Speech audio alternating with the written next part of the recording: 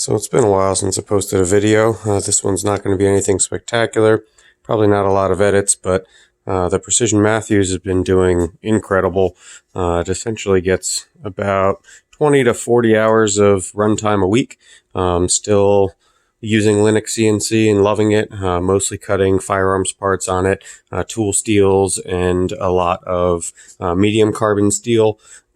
So today, one of the rare occasions that I get to show something that I'm cutting, it's an aluminum part.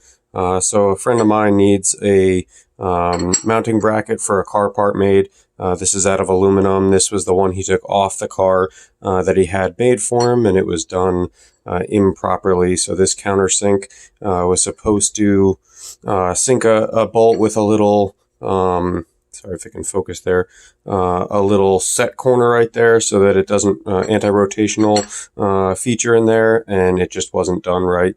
Sorry for the focus. So instead, the new one I'm going to be making with a cutout for a hex. I'm going to have to shave the top of this, the head of this bolt off, just so that the shoulder still has enough, or so that the part is thick enough that the shoulder doesn't protrude through, and you can get thread on the other side. So what I'm going to be doing is making a similar one of these.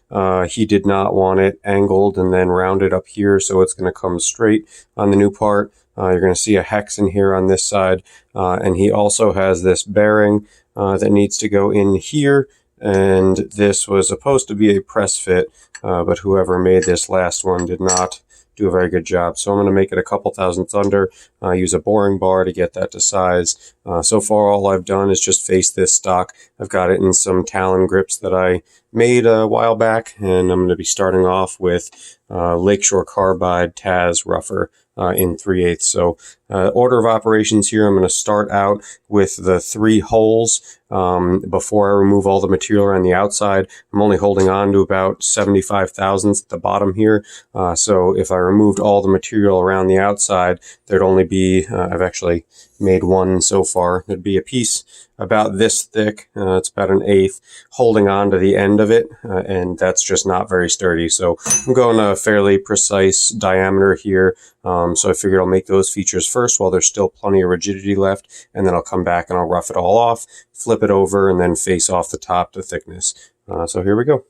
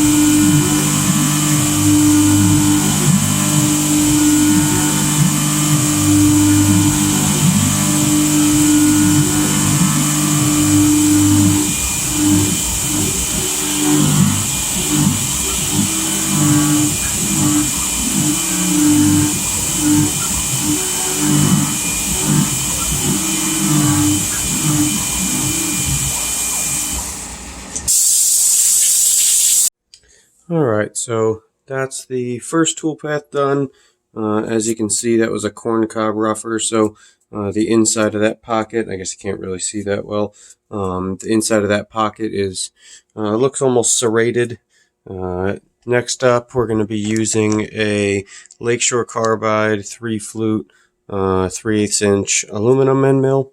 And I do have these broken up into separate operations or posts. So essentially I'm just posting a new file every time that I do an operation. I'm only making 2 of these. You'll see the speeds and feeds are very conservative. I just basically want to get these made, and I'm doing a little gauging in process, so I'm not really worried about runtime, which is why this is going a bit slower and why I didn't cam this up all as one program. To be honest with you, I would run an op and I would write the next line of code while it was running. So that's been an efficient workflow for me when I only have a quick couple parts. I'm not trying to maximize production here. So here we go with the 3/8 inch finishing end mill.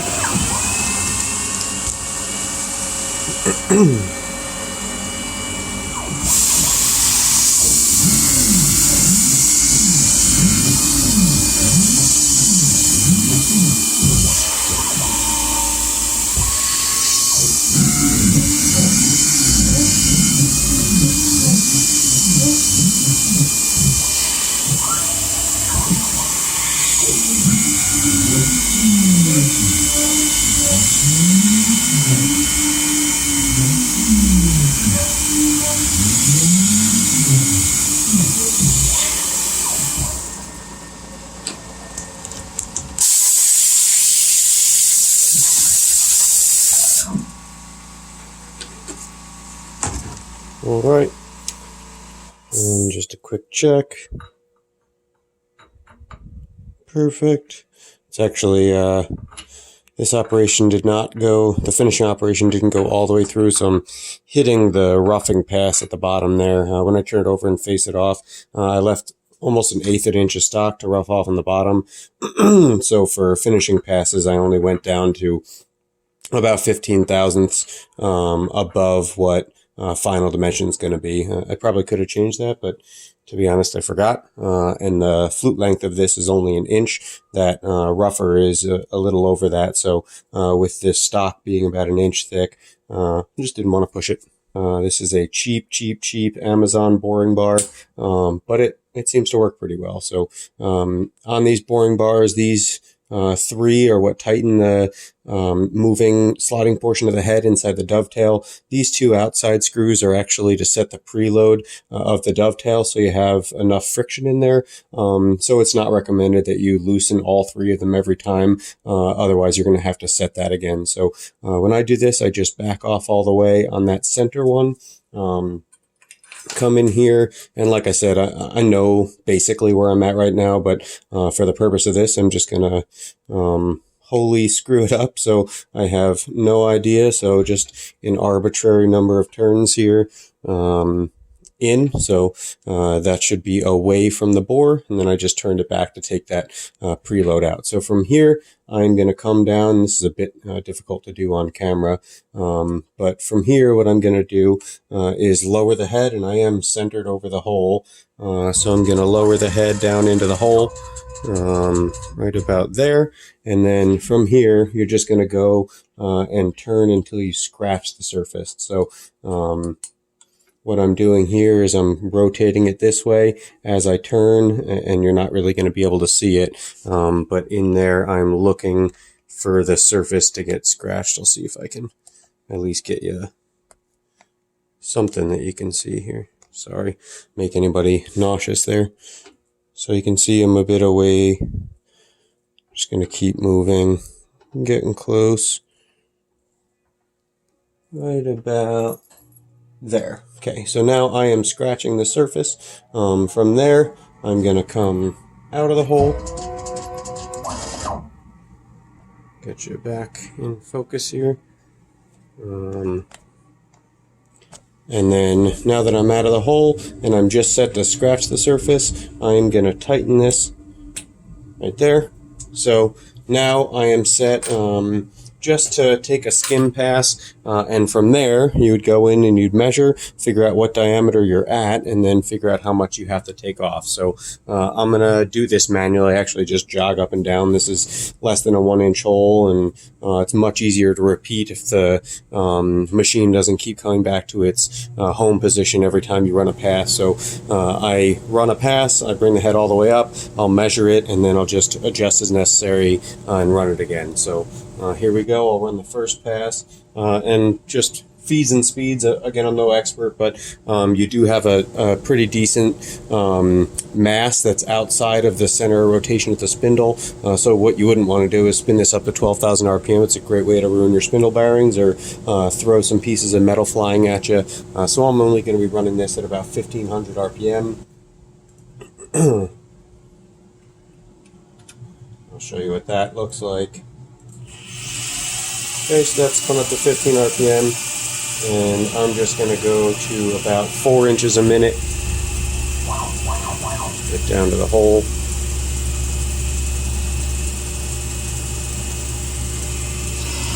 And there we go. You can hear, I don't know if you can see, that is taking a very light pass, and I'm just going to go all the way through the hole and out the bottom. So right there, I'm through.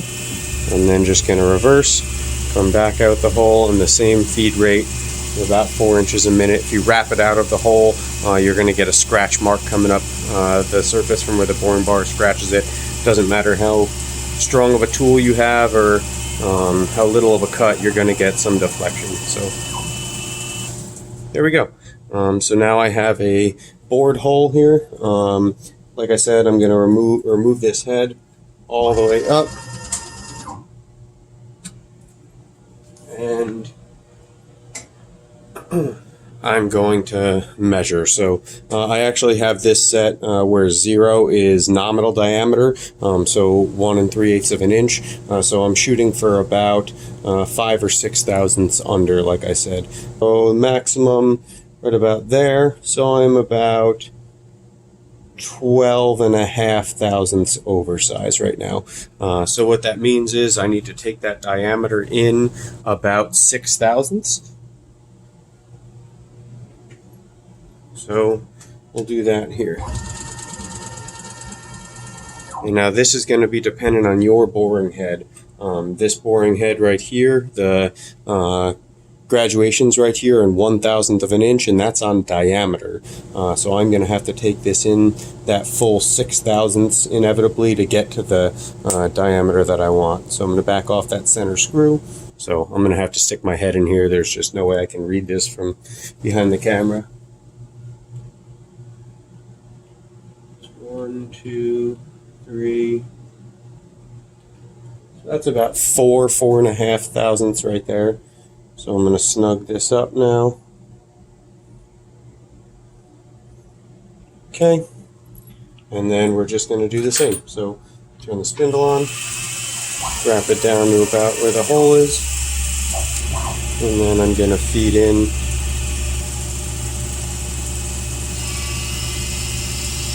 all the way to the bottom.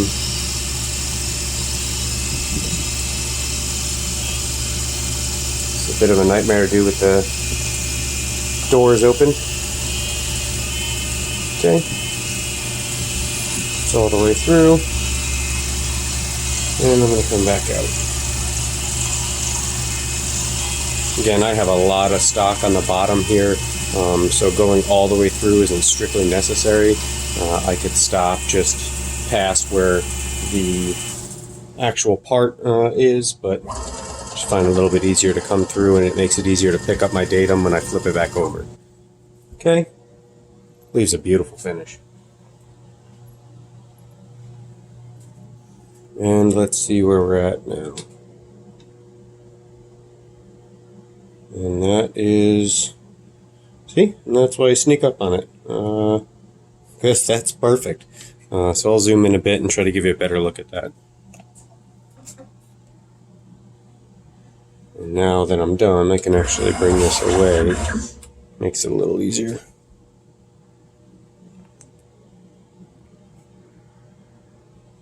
So you're going to stick the tip in, get it right there, and then rock it until you hit your maximum.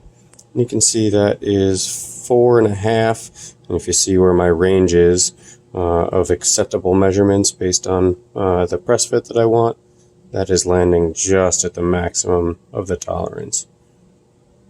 So there you go. Alright, from here I'm just going to come in and clean up most of the material out of that hex head slot right there. So I'll come in and I'll do a little bit of cleanup in the corners, do a contour, and then this is a 1/4 inch end mill. I'm going to have to come back in when I'm done with the 1/8 inch end mill, just because those corners are pretty tight, and I didn't want to open up the faces anymore just to make the corners fit.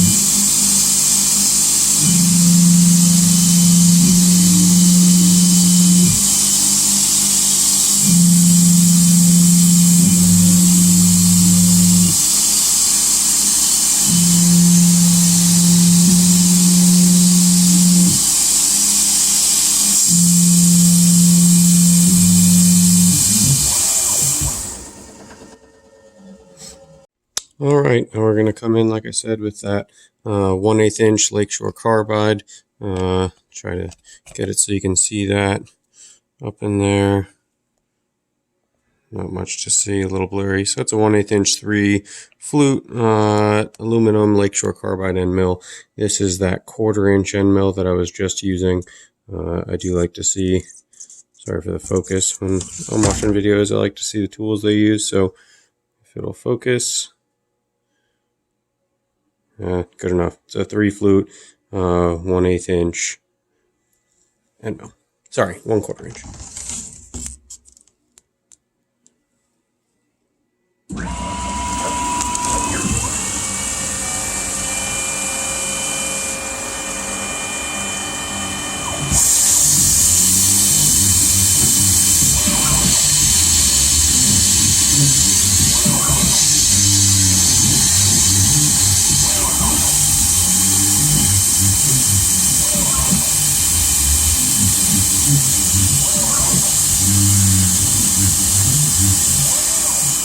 All right.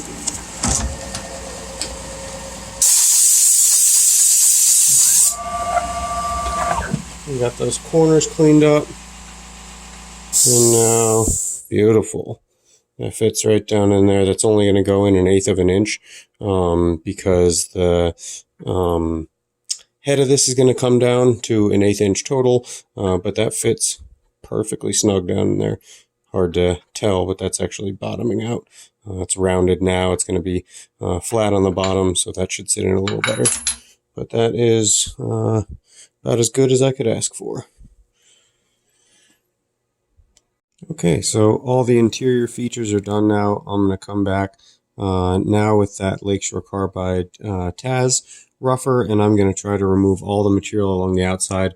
This time I'm going to try to do this in one pass. I did it last night in 2 passes, so I'm not sure if this is going to bog the spindle down, but we'll give it a go.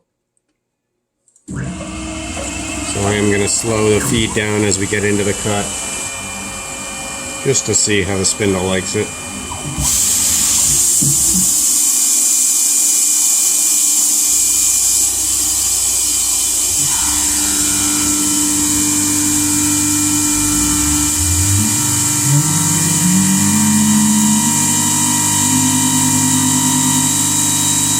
And we're going to come just a hair shy of that talon grip, the 4 talon grips in the corners, about 50% right now.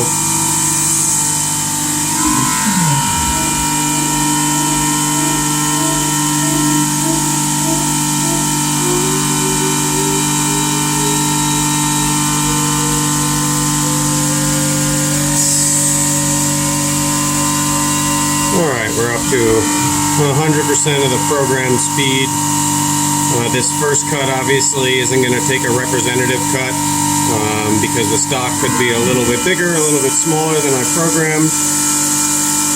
You can see I have about 30 thousandths or so left over on the top above those talon grips, which is plenty. So now this is a full cut. This is representative of what the program had it as. Right now I'm doing a very mild 0.4 or 0.04 inch step over and full about an inch, just shy of an inch depth of cut.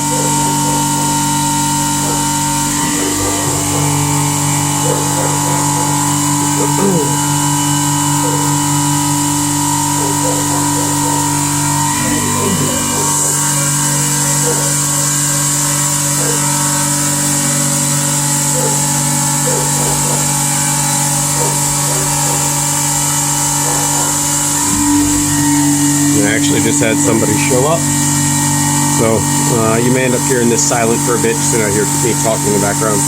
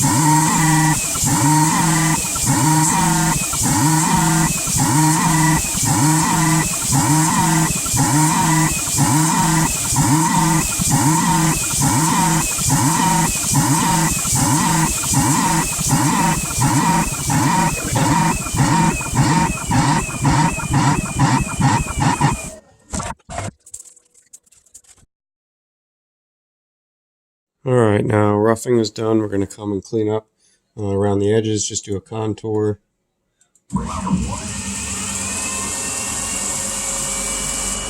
And just do a finishing pass.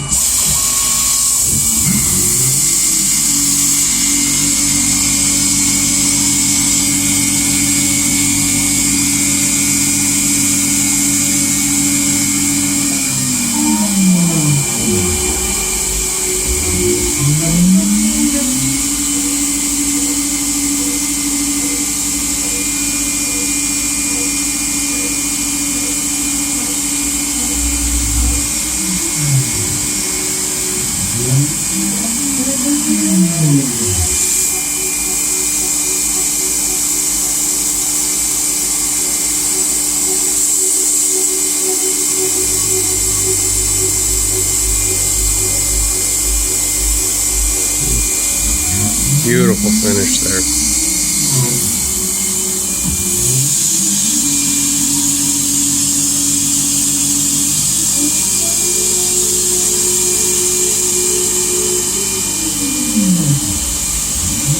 So I did this in 2 passes here. So I left about 10 thousandths stock. So I'm doing 2 5/1000ths passes.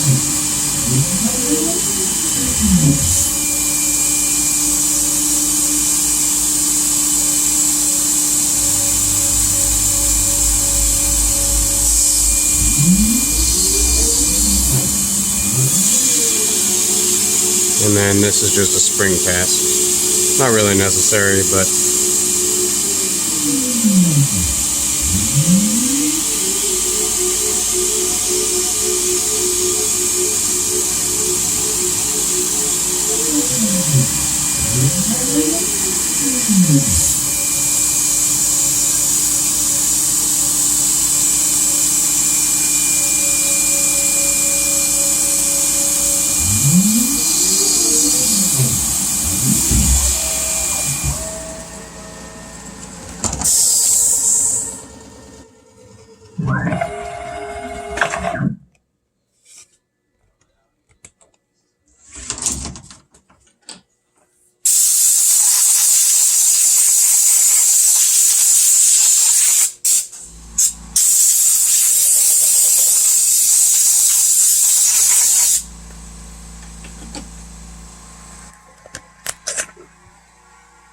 And that's up one finished.